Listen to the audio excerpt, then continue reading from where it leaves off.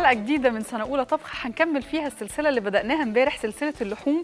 درس جديد مفيد جدا ومليان معلومات هتهمكم كتير وهتفسر جدا في الطريقة اللي بتفكروا فيها في شراء اللحوم. تعالوا نشوف مع بعض هنتكلم عن ايه النهاردة. امبارح احنا اتكلمنا عن قطعيات اللحوم وشوفنا الجزار عنده ايه ممكن يفيدنا بيه. اتكلمنا عن أول مجموعة من اللحوم وهي مجموعة اللحوم القطعيات اللي ليونتها عالية أو الطرية جدا أو الموست تندر كاتس. النهارده احنا بنتكلم عن المجموعه الثانيه اللي هي متوسطه الليونه او الميديوم تندر كاتس، بينفع معاها كذا تكنيك للطبخ. هنكتب دلوقتي معلوماتنا ونشرح بالظبط كل حاجه. عندنا المجموعه الثانيه اللي هي القطعيات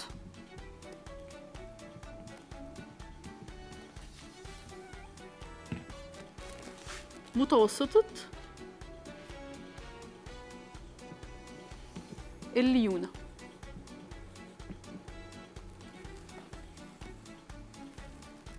أول حاجة عندنا في القطعيات دي السمانة، والسمانة دي هنتكلم فيها النهاردة وهنعمل عليها وصفة حلوة جدا. السمانة اللي هي يا جماعة الثيك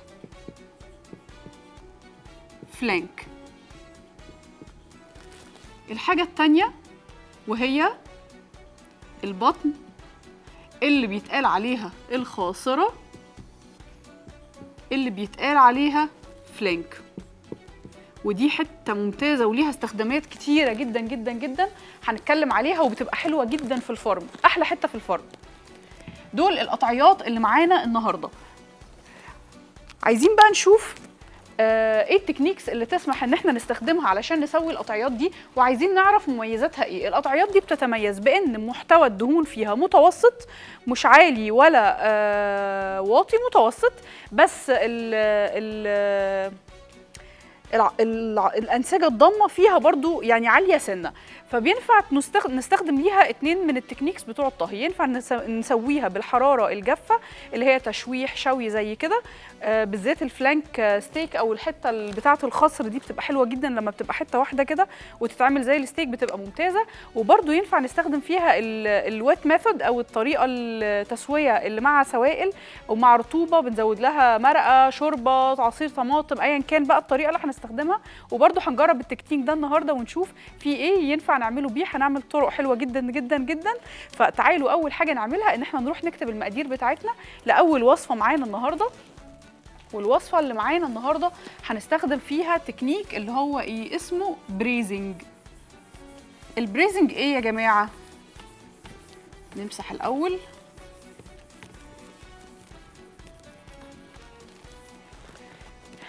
احنا هنعمل قطع سمانه جايبينها مقطعينها مكعبات، هنعملها متدمسه مع الخضار. يعني ايه متدمسه؟ هو الفول بس هو اللي بيتدمس؟ لا، التتميس ده تكنيك طهي اسمه البريزنج، او ان احنا نسوي حاجه في سائل لمده طويله على نار هاديه مش على نار عاليه. فده بالظبط التكنيك اللي احنا هنستخدمه دلوقتي. بس تعالوا اول حاجه نعملها ان احنا نكتب المقادير. قطع السمانه المدمسه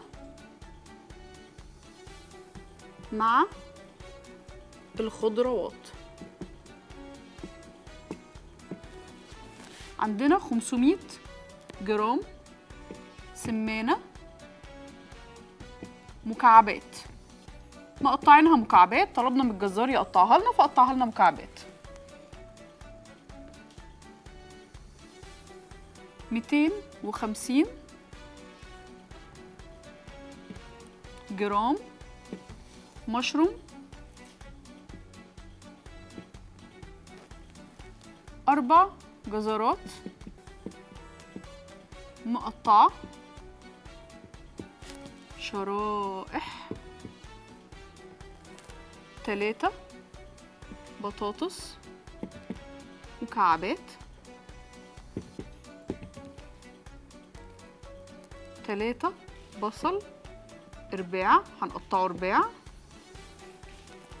كرات واحدة بس كفاية أو 2، 5 أعواد زعتر بري، 2 عود روزماري، 2 ورقة لورا، 5 أعواد بقدونس، 6 فص توم صحيح مش هنقطعه، 1 لتر مرق لحمة، 1 معلقة كبيرة صلصة، 1 كوب عصير طماطم، وربع معلقة صغيرة جوزة الطيب، ملح وفلفل، وعندنا كمان نص معلقة كبيرة سكر، زيت زيتون، وزبدة. عايزة اتكلم معاكم شوية في المكونات بتاعتنا قبل ما نبدأ نروح نعمل الوصفة بتاعتنا. عندنا هنا كل حاجة لو تلاحظتوا احنا مقطعينها كبير. مقطعينها كبير ليه؟ مقطعينها كبير عشان دي طريقة بتاخد وقت كبير جدا في التسوية، فلو احنا قطعنا الحاجات دي صغير عبال ما نيجي نسويها هتتهري مننا خالص في الطبخ. فأحلى حاجة ان احنا نسيبها سليمة علشان تفضل محافظة على قوامها، ما تدوبش في الأكلة بتاعتنا، ونفضل شايفين الخضار قطع شكلها جميل. عندنا حاجة تانية عايزة اقولها لكم، عندنا الكرات، الزعتر، الروزماري، اللورة، البقدونس والثوم. دي مكونات البوكيه جارني اللي بنحطه في الاكل. البوكيه جارني اللي هو الحاجات دي، شويه اعشاب على كرات على بصل اخضر على لورا، بتدي نكهه جميله جدا في الاكل. ممكن نربطهم كلهم برباط ونحطهم في الحله بتاعتنا ونشيلهم بعد كده، او نسيبهم زي ما هو، ده حاجه ترجع لذوقكم الشخصي. انا بحبهم زي ما هو بس، وباقي الحاجات هتبقى هي المكونات الرطبه او السوائل اللي هنسوي فيها السمانه بتاعتنا، اللي هتحتاج شويه سوائل عشان تفضل طريه وطعمها جميل. تعالوا بقى نطلع فاصل صغير جدا ونرجع نكمل وصفتنا مع بعض. مستنياكم.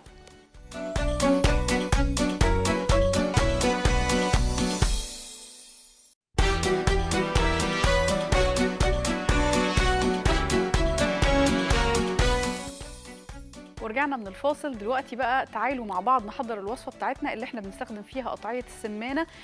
تاني بفكركم التكنيك اللي احنا بنستخدمه دلوقتي هو تكنيك البريزنج او التدميس. التدميس ده ان احنا نسوي حاجة في سائل مدة طويلة على درجة حرارة قليلة او متوسطة، ده بيخليها تدوب في البق وتتشبع بالسوائل اللي احنا قاعدين نسويها فيها وبالنكهة بتاعتها، وبالتالي تبقى منتهى الجمال. عايزين بقى نحط في الحلة بتاعتنا شوية زبدة وشوية زيت زيتون.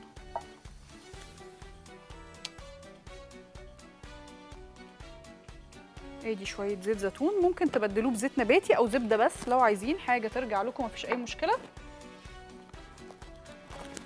وهنحط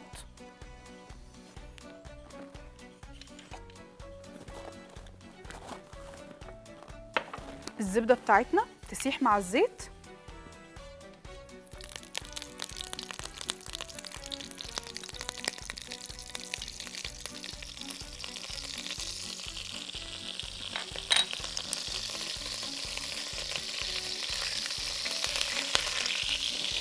على طول بقى عايزين نحط اللحمه تتحمر.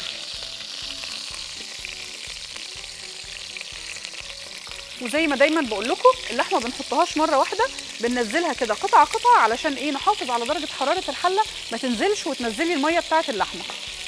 فانا بالراحه كده هفضل انزل حته حته. ومهم جدا ان اللحمه بتاعتي ما تكونش بارده، اللي بيخلي اللحمه اللي بنجيبها تشد في اوقات كتير ان احنا بنطلعها يا دوبك بس تكون لحقت تفك بس لسه بارده، ونقوم سلقينها او محمرينها او اي حاجه، وده بيخليها على طول ايه؟ تنزل ميتها، ودي حاجه طبعا مش كويسه اطلاقا.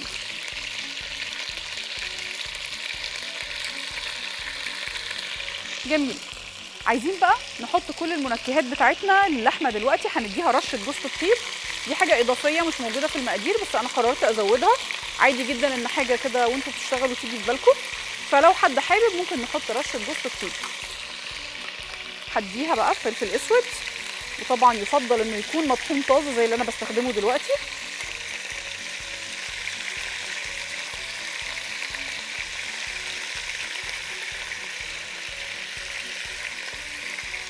تمام. مش هديها ملح عشان انا مش عايزه ابطأ تسويتها ولا عايزاها تنزل الميه بتاعتها، والملح ممكن يوصل لكده. انا عايزه اللحمه تتكرمل كويس جدا من كل ناحيه. عايزه بس اجيب حاجه امسك بيها الحله.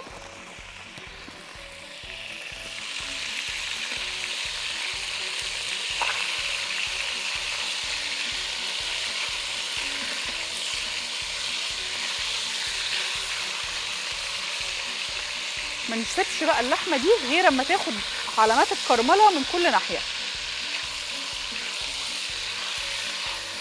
حلو جدا جدا جدا. تمام، هنسيبها بقى شويه وتعالوا نشيل بس ده.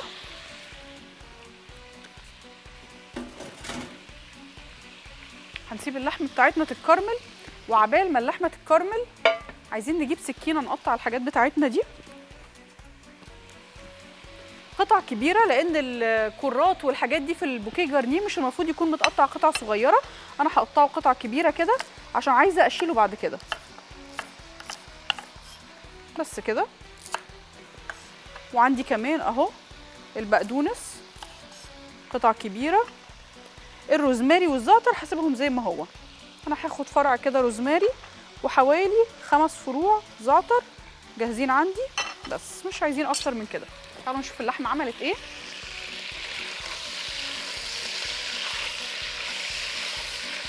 شايفين العلامات البني دي؟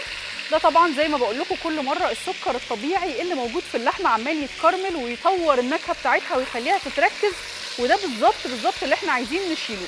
الحاجات بقى البني اللي عماله تتكون في الحله بتاعتي دي من تحت، دي احسن حاجه في الدنيا، عشان هي دي اللي هتدي الصوص اللي هنسوي فيه اللحمه طعم ما حصلش. مش عايزين بقى ايه نحط اي خضار الا لما اللحمه بتاعتنا تتكرمل. ليه بقى بنعمل كده؟ الخضار بتاعنا مليان سوائل، لو انا حطيته مع اللحمه هيبدا يطلع بخار، وهيبدا السوائل اللي فيه دي تتبخر وتعملي زي ستيم او بخار في الحله، هتخلي اللحمه ما تتكرملش. وانا مهم جدا ان انا اكرمل اللحمه. كرمله اللحمه هتفرق جدا جدا في الطعم. وزي ما انتم شايفين عشان احنا حطينا اللحمه دي على درجه حراره عاليه، الحله بتاعتنا سخنه، اللحمه بتاعتنا في حراره الغرفه مش بارده، بالتالي مفيش اي ميه نزلت منها. وده بالظبط كده معناه ايه؟ ان كل السوائل والعصاره اللي في اللحمه فضلت محتفظه بيها وما نزلتهاش، يعني هتبقى طريه في الاخر. بس لو نزلتها ما وعدتوش. جميل. انا بالنسبه لي كده علامات الكرمله دي كفايه جدا. محتاجه بقى اطلع اللحمه هنا في الطبق ده، وفي نفس مكانها هكرمل بقيه الخضار. طبعا هي ما استوتش ولا اي حاجه، هي بس اخدت الكرمله اللي احنا عايزينها، ودلوقتي هننزل بالخضار مكانها ياخد نفس الموضوع، يتكرمل برده وياخد طعم حلو. وبعد كده ايه بقى؟ نكمل الخطوات كلها. طبعا حته لحمه زي دي ممكن يكون فيها شويه انسجه ضامه زي ما قلنا، السوائل اللي احنا هنحطها في الوصفه هتعوض لنا ده وهتخليها تفضل طريه. وده بقى فايده ان احنا نبقى عارفين ايه التكنيك الصح لطبخ كل حاجه. انا كده مفيش عندي لحمه تنشف. ادي البصل،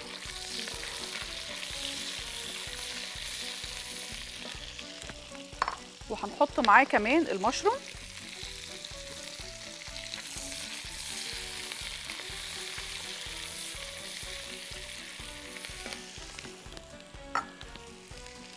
وكمان هنحط البطاطس. عايزين بس نديهم تقليبه في النكهه الجميله والزيوت الطبيعيه اللي نزلت من اللحمه اللي هتخلي طعمهم يجنن. بس احنا مش عايزين نحمرهم ولا عايزينهم ياخدوا لون ولا اي حاجه من الكلام ده خالص، عايزينهم بس ياخدوا كده ايه لفه في الطعم الجميل ده. وادي الجزر، الثوم هنحطه صحيح مش هنقطعه ولا اي حاجه، وادي البوكيه جارنيه بتاعنا.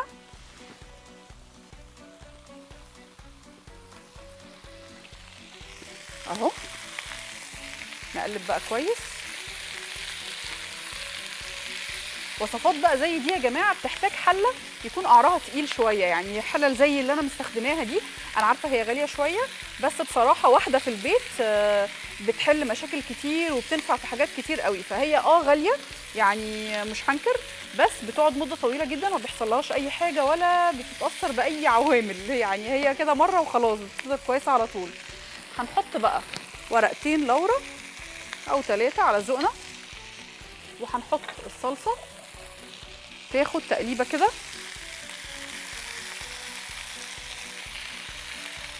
تقليبه صغيره بس عشان نطلع منها الطعم الني اللي مش مستحب قوي.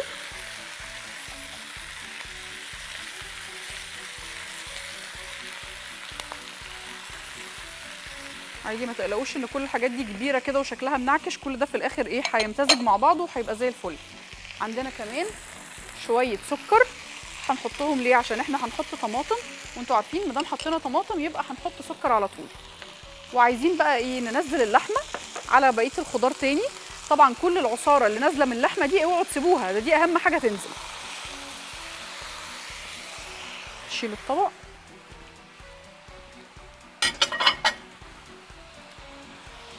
وهنحط بقى عصير الطماطم بتاعنا،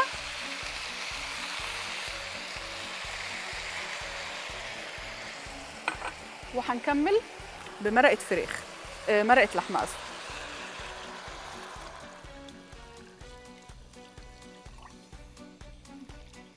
ممتاز. كل اللي عايزين نعمله بقى دلوقتي ايه؟ ان احنا نتاكد ان كل الحاجات دي اتخلطت كويس جدا. عايزين نحط ملح وفلفل اسود طبعا،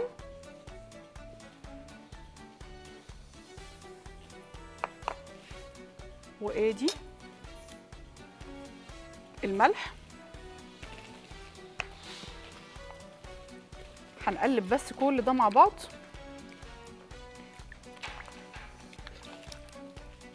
عايزين نتاكد ان الصلصه دابت كويس جدا في السائل بتاعي عشان ما تبقاش مكلكعه في حته. ممتاز جدا. وكل اللي عايزين نعمله دلوقتي ان احنا نغطي عليها ونسيبها توصل لدرجه الغليان، واول ما توصل لدرجه الغليان تغلي لها دقيقتين 3 كده، ممكن 5 دقائق، هنقوم موطين عليها النار ونسيبها بقى مده طويله على نار هاديه. هو ده التكنيك اللي احنا مستخدمينه النهارده في الطبخ، هو اللي هيبقى مناسب جدا للقطعيه دي من اللحوم. فهنسيبها بقى ايه تغلي، وهنطلع فاصل صغير جدا ونرجع نكمل مع بعض وصفاتنا النهارده. مستنياكم.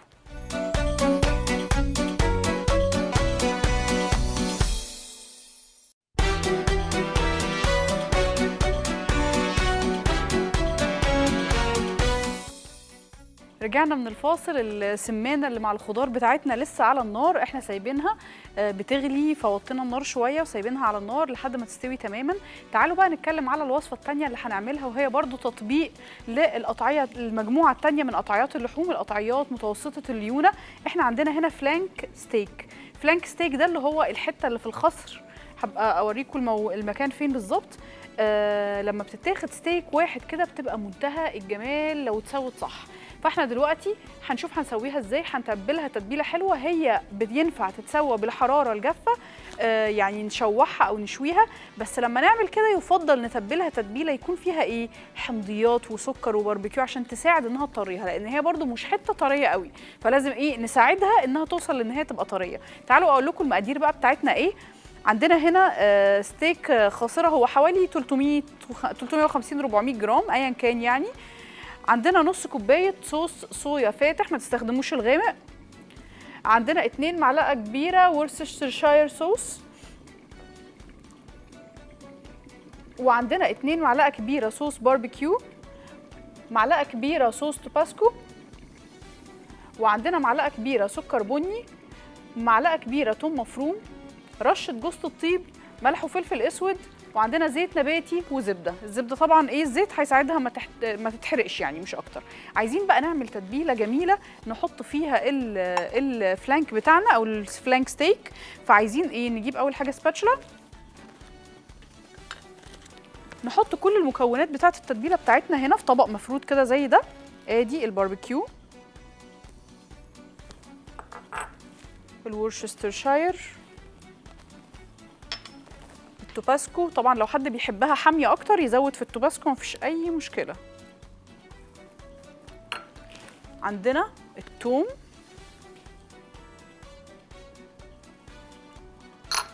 السكر البني، الصويا،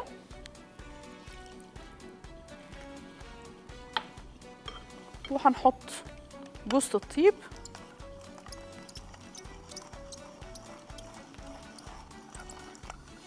وسط الطيب طبعا اللي مطحونه فريش لا تقارن باللي مطحونه جاهزه، فدايما هاتوا بتاعتكم فريش وطحنوها انتوا بمعرفتكم، ده احسن حاجه.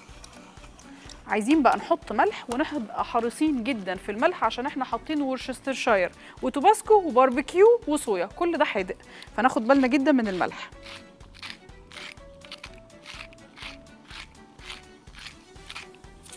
كده هيكون كفايه جدا.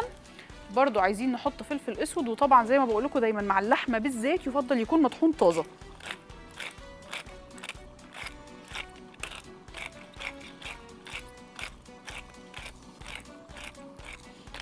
كميه كافيه من اللحمه، الستيك بالذات بياخد فلفل اسود، قصدي كميه كافيه من الفلفل الاسود، الستيك بياخد كميه كتير من الفلفل الاسود وبيفرق جدا في طعمه. عايزين بقى نجيب ويسك صغيره كده نخلط كل المكونات دي.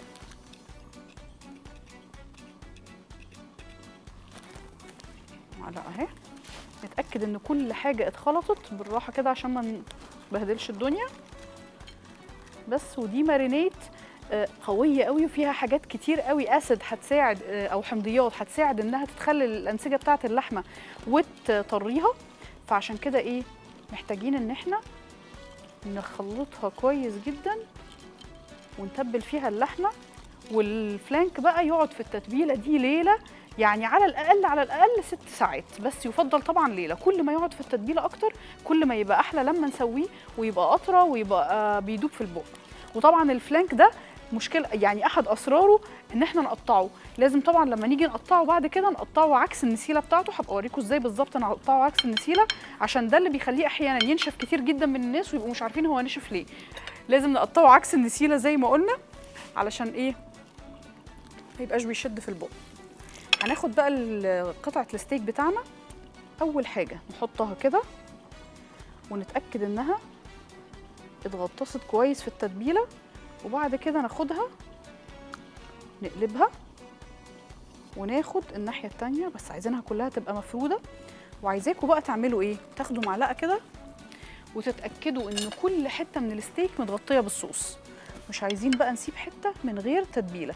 لو عايزين هقول لكم هنعمل دلوقتي حركه ذكيه قوي كمان هتخلي التتبيله بتاعتنا تدخل جوه الفلانك ستيك اكتر واكتر. بصوا بقى هنعمل ايه، هنجيب كده شوكه وبالراحه من غير ما نخرم جامد، عايزين بس نعمل كده ايه خرام بسيطه في الستيك بتاعنا. ده هيخلي التتبيله تدخل جوه وتتشرب تمام جدا، ويبقى الطعم مش بس حاجه من بره، لا ده من بره ومن جوه. جميل.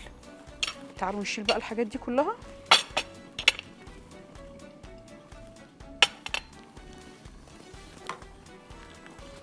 ودول كمان خلاص.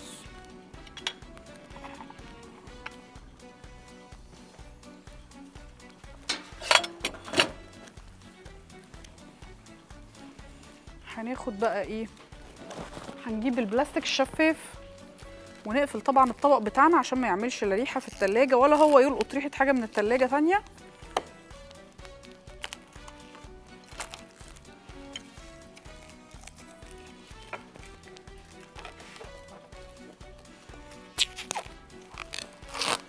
بس حلو جدا. هناخد بقى ده نشيله في التلاجة زي ما قلنا ليلة. تعالوا نودوه.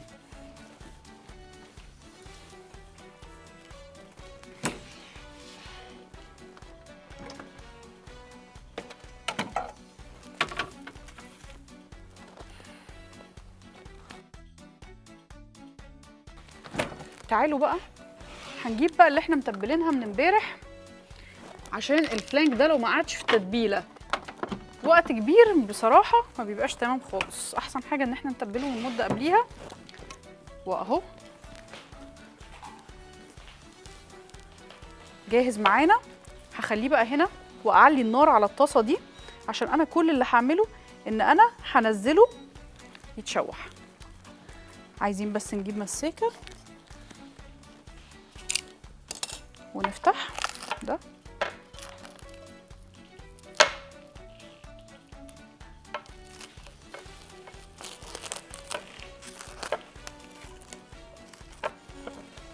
مش قادره اقول لكم بقى التتبيله بعد ليله ريحتها عامله ازاي، حاجه تانية خالص. عايزين بقى نحط شويه زيت نباتي او زيت زيتون، انا هفضل استخدم زيت نباتي.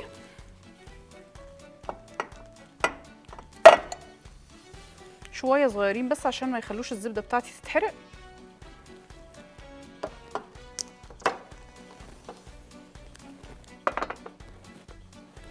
وشويه زبده.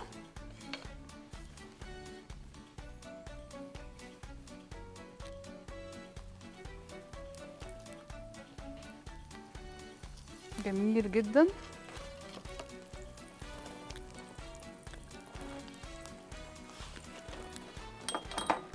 مش هنعمل اي حاجه بقى الا لما الزبده تسخن. لازم لما احط الستيك بتاعي تبقى هنا مولعه نار.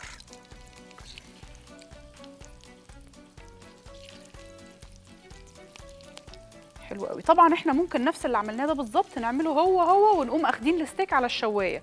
ممكن جدا نقوم اخدينه في صينيه وندخله يتشوي في الفرن. كل دي حاجات تنفع مع القطعيه اللي احنا مستخدمينها النهارده اللي هي ستيك الخصر او الفلانك ستيك. الستيك ده بالذات يا جماعه عشان قلت لكم نسبه الدهون فيه مش عاليه قوي، فيعني لما نيجي بقى نعمله في الطاسه او روسته في الفرن او حتى على الشوايه محتاجين نحط له شويه دهون علشان نتاكد ان هو هيبقى فيه حاجه دهنيه تعوض نقص الدهون اللي فيه، فبالتالي يبقى طري معايا في الاخر.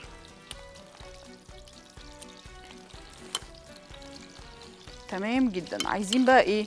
ناخد الفلانك ستيك ننزل من عليه شويه من التتبيله، مش عايزين كل ده، ونقوم ايه منزلينه في الحله على طول. ده بالظبط الصوت اللي عايزين نسمعه.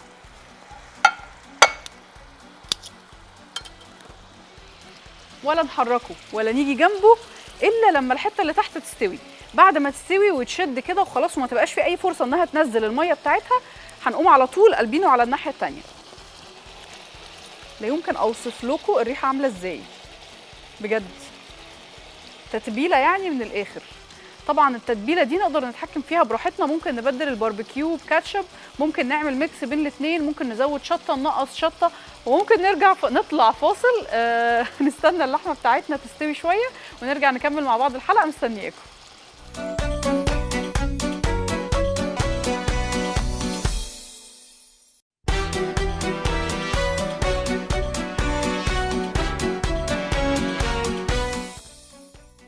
رجعنا من الفاصل. الفلانك ستيك بتاعنا او ستيك الخصره اللي عملناه بتتبيله الصويا صوص والباربيكيو. شايفين بقى لونه؟ يعني لو الكاميرا جايبه لنا دلوقتي شايفين الجليز اللي حصل ده طبعا من كميه السكر اللي احنا حاطينها، السكر البني، من السكر اللي اصلا موجود في الباربيكيو، من السكر اللي موجود في الصويا. كل الحاجات دي فيها سكر، فالكرمله الجميله اللي حصلت دي كلها من السكر ده. الطعم بقى اللي هيظبط السكر ويعادله الصويا الملوحه اللي فيها، التوباسكو الطعم الحامي اللي فيه. يعني الاكل ده زي المعادلات الكيميائيه، لازم زي ما يبقى عندنا حاجه مسكره يبقى عندنا حاجه مالحه، يبقى عندنا حاجه حامضه، تقوم في الاخر يحصل ايه؟ يحصل في بقنا حاجه اسمها اومامي، توازن كده، ونحس بكل النكهات. فده اللي حصل دلوقتي في الستيك ده. بس زي اي ستيك في الدنيا ما ينفعش نسيب الستيك ده كده، لازم نغطيه كويس جدا ونسيبه يرتاح على الاقل 10 دقايق ربع ساعه قبل ما نقطعه. فانا هسيبه يرتاح علشان العصاره اللي فيه تفضل جواه، ولما نقطعه تتوزع جواه وتبقى طريه منتهى الجمال. ريحته يعني مش قادره اقول لكم. هنخليه هنا على جنب. السمانه بتاعتنا طبعا استوت. عايزين ايه؟ نغرفها بقى. هتلاقوا الصوص تقل وتكثف وبقى منتهى الجمال. خدوا بالكم الغطيان بتاعت الحلل دي بتسخن لدرجه لا يمكن تتخيلوها. انا هبعد ده خالص عشان ما السعش نفسي، عشان انا معروفه بان انا بلسع نفسي. اي حد بيحب المطبخ بيبقى حاجه من اتنين، يا بيلسع نفسه يا بيعور نفسه بالسكينه. انا عمري ما بعور نفسي بالسكينه، بس كل ما ادخل المطبخ لازم السع نفسي، فهبعدها عني خالص.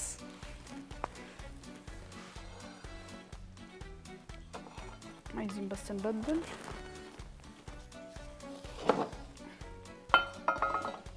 طبعا دي بقى السمانه اللي معموله بالتكنيك ده بالذات، لو عملناها قبليها بيوم وكلناها تاني يوم يا الله بقى على الطعم اللي هتاكلوه، تبقى احلى واحلى 100 مره. فكل ما دي كده زي الطبيخ لما يبات يحلو. فهي نفس الفكره. وما تنسوش ابدا تحطوا شويه السكر اللي احنا حطيناهم، بيظبطوا جدا صوص الطماطم، بيعادلوا المزازه بتاعته، بيخلوا اللحمه تحلو كده وتدوب في البق. هنطلع كل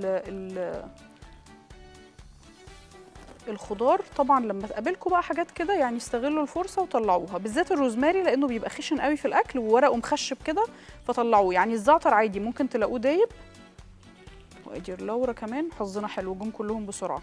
الزعتر انا مش بشيله بصراحه لانه بيبقى لطيف، بس الروزماري لا صعب قوي وممكن يشرق حد فبشيله. وطبعا اذا عايزين زي ما قلت لكم تعملوا الحاجات دي بوكيه جارنيه مربوط كله في بعضه وتشيلوهم بعد السوا، طبعا حاجه ترجع لكم. الخضار بقى كمان هنا شايفين زي ما قلت لكم عشان قطعناه قطع كبيره محافظ لسه على شكله، وايه مفيش اي حاجه اتهرت ولا اي حاجه اتفعصت، لا ده احنا بناكل خضار وشايفينه وشكله يجنن ويفتح نفسنا. ده بالظبط اللي احنا عايزينه. عيننا بتاكل قبل بقنا صدقوني. يعني ممكن احلى اكل في الدنيا ما يفتحش نفسنا من شكله، وممكن ابسط اكل في الدنيا يخلينا مش قادرين نستنى ناكله من كتر جماله. فده الوضع عندنا هنا، الاكل شكله يفتح النفس. فالصوص بقى ده كمان مع شويه رز او شويه كده بطاطس ماشد او بيوريه هيبقى حاجه ايه ما حصلتش. شايفين الصوص كمان تقل ازاي؟ هوريه لكم دلوقتي. انا بس بحب اطلع الخضار دايما الاول.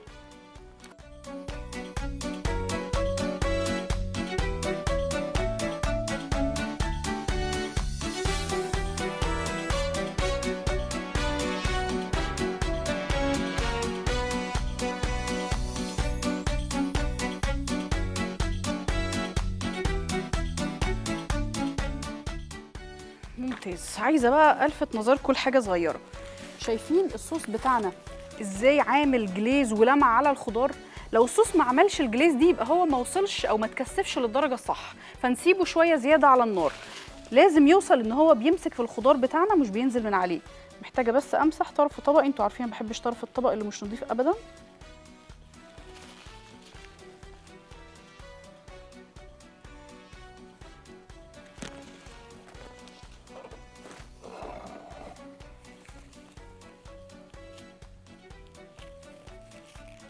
بس كده.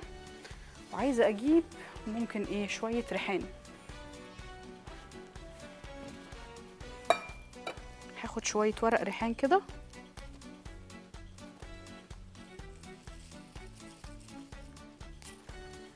هقول لكم هنعمل فيه ايه دلوقتي. هنعمل حاجه اسمها شيفوناد. الشيفوناد ان احنا نمسك الورق ده كله نلفه كده زي السيجار ونقطعه شرايح رفيعه خالص فيطلع زي الشرايط كده، ويدخل بقى في الصوص بتاعنا. الريحان طبعا لما بيدخل في اي حاجه سخنه بيطلع طعم مش طبيعي، فاختاروا الورق الكبير علشان الشيفوناد بتاعكم يبقى شكله حلو، ورتبوه كده اهو. وعايزين بقى ايه نبرموه ضيق خالص.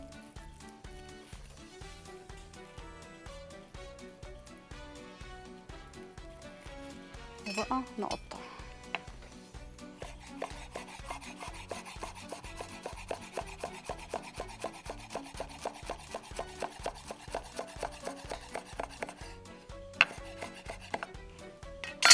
بصوا بقى بيطلع ازاي في الاخر. بس منتهى الجمال. لو في اي ورقه كده ايه احيانا الورق الدبلان السكينه ما بتمشيش فيه قوي نشيله.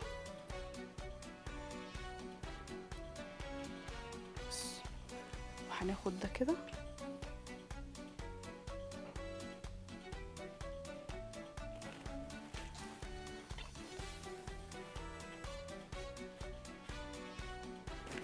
ناخد واحدة كمان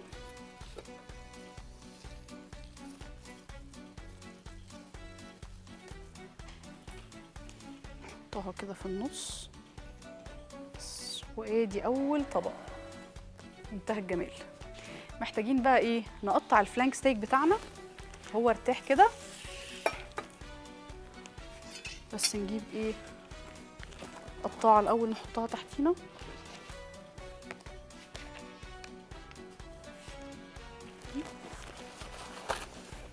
نمسح كمان السكينه.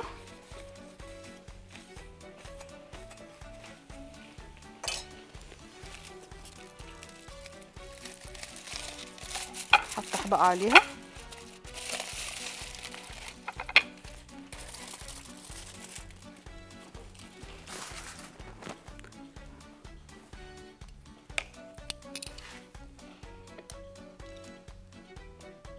الجليز ده عايزين نخليه علشان نلمع بيه في الاخر الستيك بتاعنا. عايزين بقى ايه؟ الحته دي مهمه جدا وعايزاكم تركزوا معايا، والكاميرا اكيد هتجيبنا. شايفين النسيله بتاعه اللحمه ماشيه ازاي؟ لو الكاميرا جايبانا النسيله اهي ماشيه بالطول، شايفين اهي ماشيه كده. ما اجيش انا بقى اقطع معاها كده، تبقى اكتر حته لحمه ما بتتمضغش في الدنيا. الف كده واقطع عكس النسيله، ده اللي احنا هنعمله دلوقتي.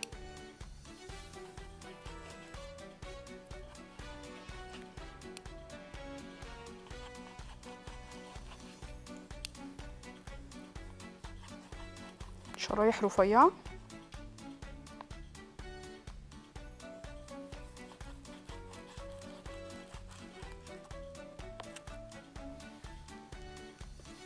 انا الحقيقه هبقى عمليه اكتر من كده، همسكها بايدي عشان انا مش عايزه اضغط عليها حتى بالمساكه عشان ما اطلعش الجوس اللي فيها.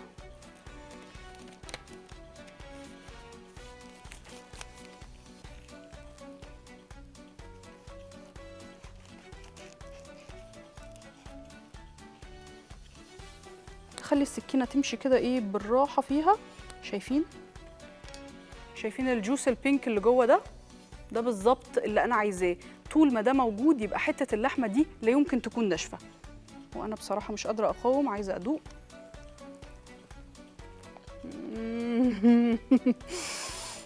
مش هتكلم، رهيبه والله، بتدوب في البق.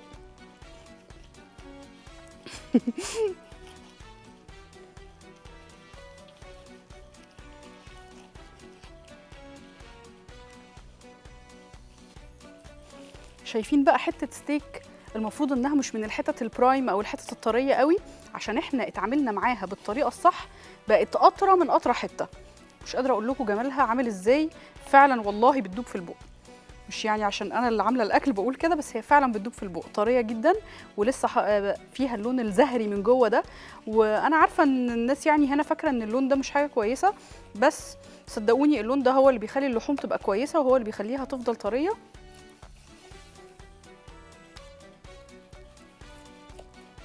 بس كده هنجيب بس كاتنج بورد نقدم عليها. انا دايما بحب اقدم اللحمه على حاجه زي كده. ونجيب ايه؟ دي حلوه.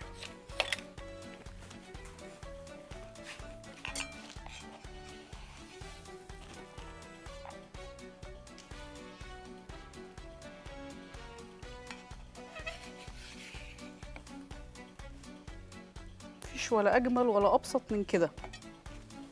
اكل بسيط ولذيذ وجميل، يا ريت نتعود نعمله ونعامل اللحمه بالطريقه الصح علشان يبقى طعمها صح. عايزه بس هنضف البورد بتاعتي.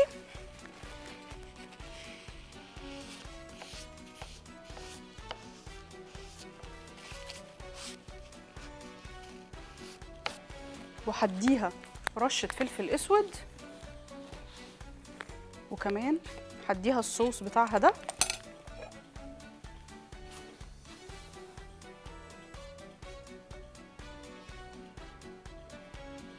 بس كده.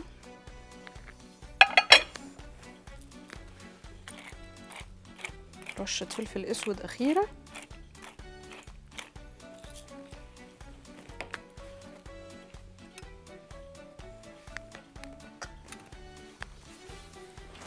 وعايزين بس ايه اي حاجة خضرة كده.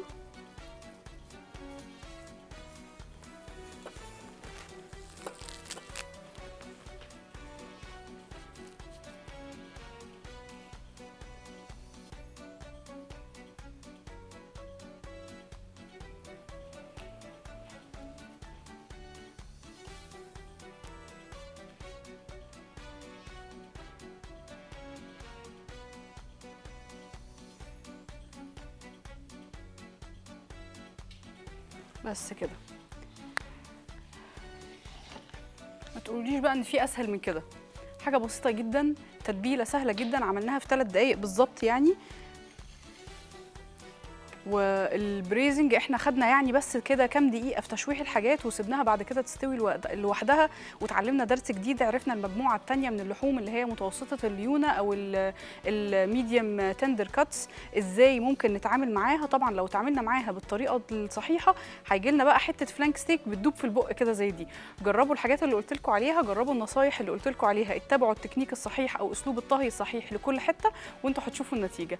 انا اتبسطت جدا معاكم النهارده. ما تنسوش بكره عندنا المجموعه الثالثه من اللحوم هنشوفها برضو مع بعض ونعرف ازاي ممكن نسويها. هستناكم في حلقه جديده من سنه اولى طبخ. مع السلامه.